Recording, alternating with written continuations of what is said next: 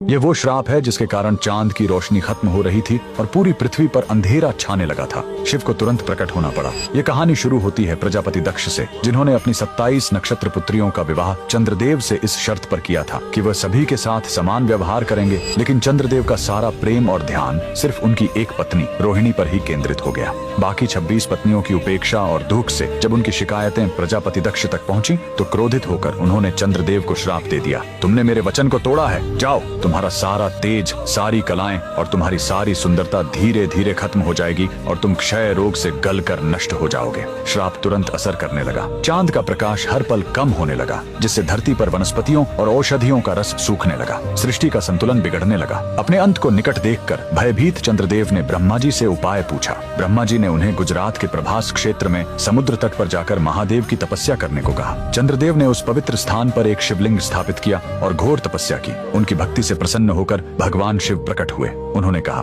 मैं दक्ष के श्राप को पूरी तरह खत्म तो नहीं कर सकता, लेकिन उसका प्रभाव कम कर सकता हूँ। शिव ने वरदान दिया, तुम कृष्ण पक्ष में 15 दिन क्षीण होगे, लेकिन शुक्ल पक्ष में 15 दिन फिर से पूर्ण हो जाओगे। उन्होंने चंद्र को अपने मस्तक पर धारण कर लिया और चंद्रशेखर कहलाए। और जिस ज्योतिर्लिंग की चंद्र ने पूजा की थी वो सोमनाथ, सोम यानी चंद्र के नाथ के नाम से प्रसिद्ध हुआ। और यही सोमनाथ मंदिर भारत का पहला ज्योतिर्लिंग आज भी गुजरात के वेरावल में उसी समुद्र तट पर शान से खड़ा है, जहाँ चंद्रदेव ने श्राप से मुक्ति पाई थी। लेकिन रुकिए, इस मंदिर का एक और रहस्य है। यहाँ मौजूद बाण स्तंभ यह बताता है कि यहाँ से लेकर दक्षिणी ध्रुव तक समुद्र के रास्ते में कोई जमीन नहीं है। भगवान शिव के भक्त कमेंट में हर हर महादेव जरूर लिखें।